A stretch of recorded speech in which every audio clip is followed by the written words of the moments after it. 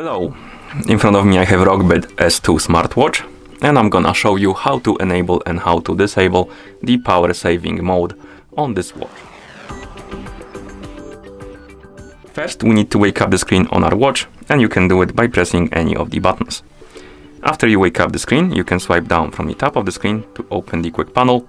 On this panel you should see a bunch of icons, and one of them should look like this battery icon right here. This is the power saving mode icon, and to enable the mode, simply tap on this icon, tap on the check mark to confirm, and the mode will be enabled. You will see that your screen on the watch will be a lot dimmer, basically almost dark, because it dimmers or lowers the brightness of the screen to save the battery, also disables some of the features.